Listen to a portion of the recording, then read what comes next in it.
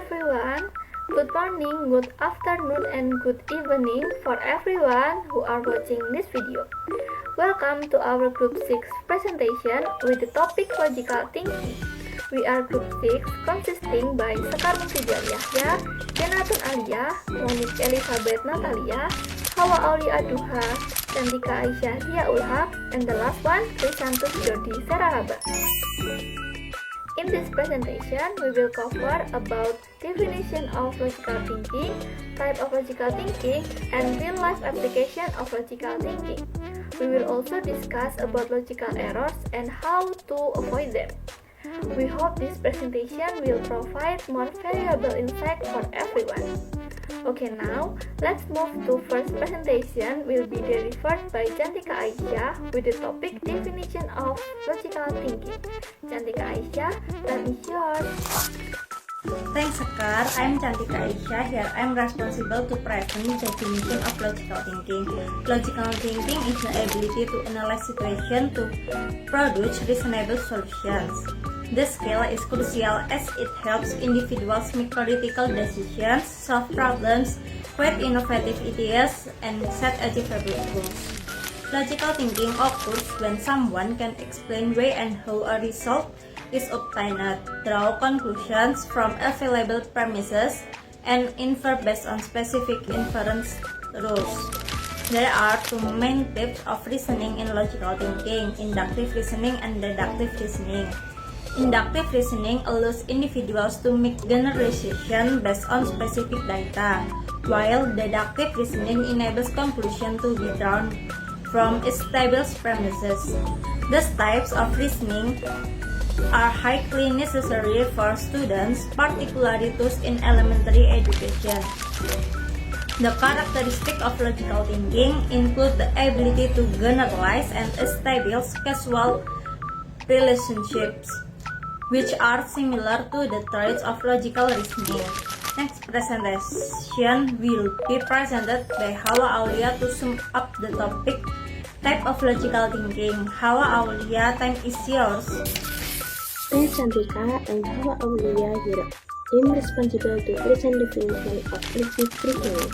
Inductive reasoning is a cognitive process in which individuals make generalization or prediction based on specific example or experience. The study of inductive reasoning span development psychology, cognitive science, and learning theory as it is fundamental to how humans think, learn, and make decisions in daily life. Deductive reasoning differs from deductive reasoning in that it works from specific intents to form general rules and conclusions, rather than starting with general principles and working towards specific outcomes. The developmental of inductive reasoning begins early in life. Infants and young children use inductive reasoning to generalize from their experience, such as recognizing that certain animals belong to the same category or that objects fall when dropped. One of the most prominent use of inductive reasoning is category-based induction, in which the individual generalizes characteristics of specific members of a category to other members of the same category. As people gain more experience and knowledge, their inductive reasoning improves. Experience allows individuals to make more accurate and refined generalization. Context and peer knowledge play critical role in how inductive reasoning is applied. One of the key aspects of inductive reasoning is the ability to generalize properties based on causal relationships. The ability to make inductive inference develops significantly across the lifespan. Children begin to use inductive reasoning early on, initially making generalization based on simple similarities. Next present will be presented by Jordi to sum up the topic deductive reasoning. Jordi, time is yours. Thank you, Hawa. I'm Krisantus Jordi Serahaba. Here I'm responsible to present deductive reasoning. Deductive reasoning is a thought process that begins with general principles or universal premises to prove specific conclusions. In this reasoning, if the premises presented are true, the conclusions drawn must also be logically true. Deductive reasoning consists of three main components: the major premise, the minor premise, and the conclusion.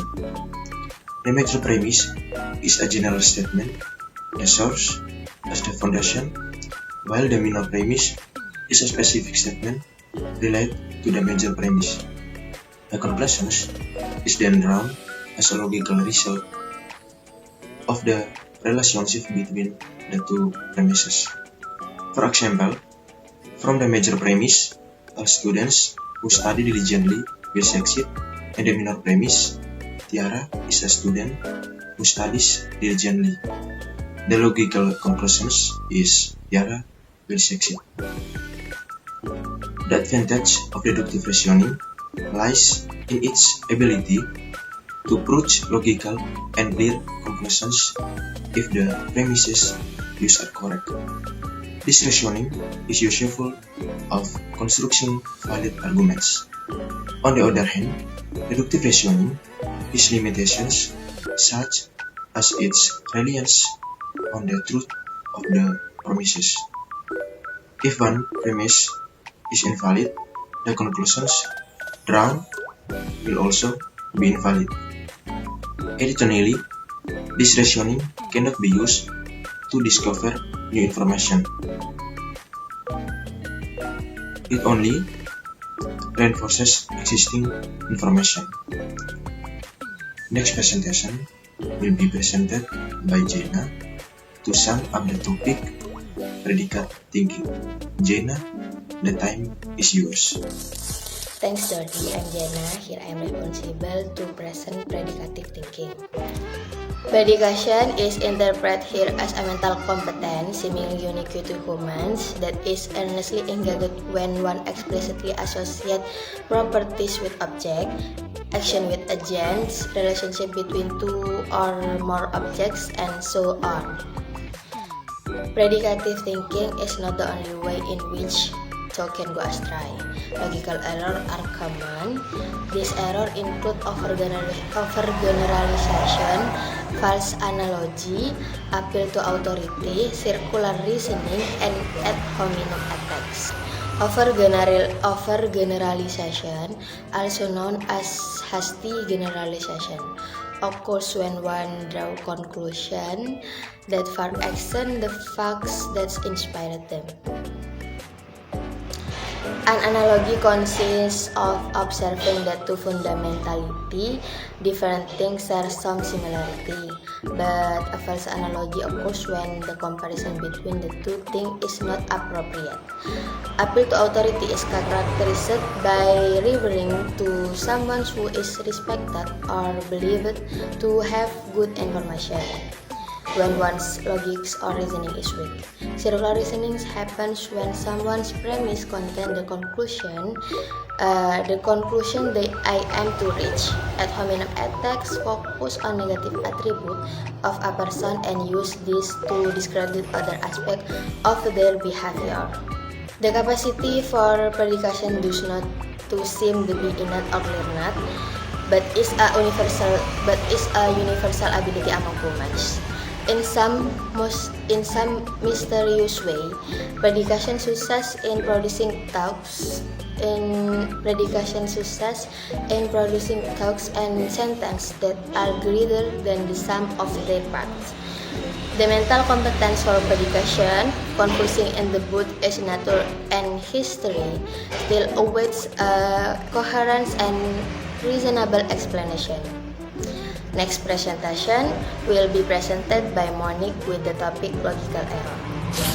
Thanks, Jana. Hi, I'm Monique. Here I am responsible to present about logical error.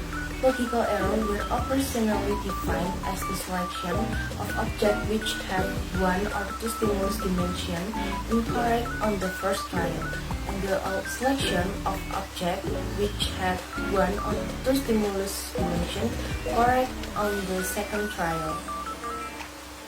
Illogical errors were operationally defined as the selection of objects which only had one stimulus dimension correct on the first trial, and the selection of objects which had both stimulus dimension incorrect on the second trial.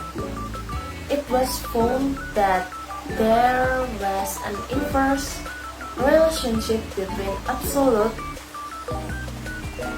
error rate and the selection of objects which were correct on both color and form on the first trial.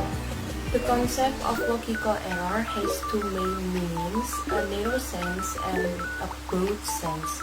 In the narrow sense, a logical error is the formal violation of rules of deductive reasoning.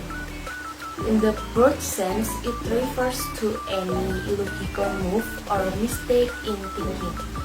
This distinction is important when discussing rationality, as rational behavior must be distinguished from irrational behavior, and logic serves as the tool for understanding and acquiring knowledge. Violation of these rules are considered illogical. Logical error refer to mistake in reasoning that undermine the validity and strength of an argument or the conclusion drawn from it.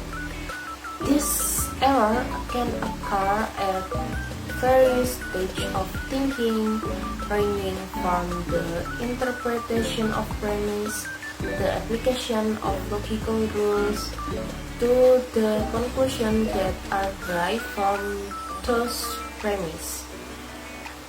One common logical error is fallacy on composition, which assumes that if something is true or individual parts, it must also be true for the whole.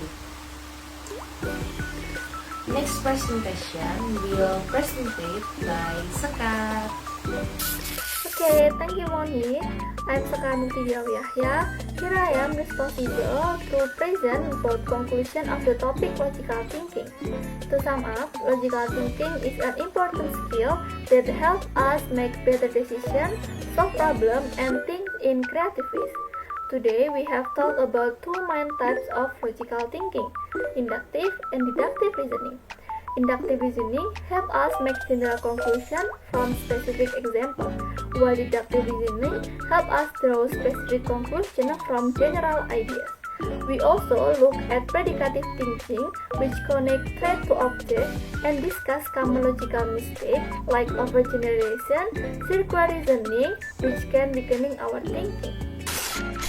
By understanding these ideas and being aware of possible mistakes in our thinking, we can improve how we make decisions and think critically. That's the end of our Group 6 presentation of logical thinking. We hope that we have shared helps you understand why logical thinking is important in our everyday life. Thanks for watching and see you next video.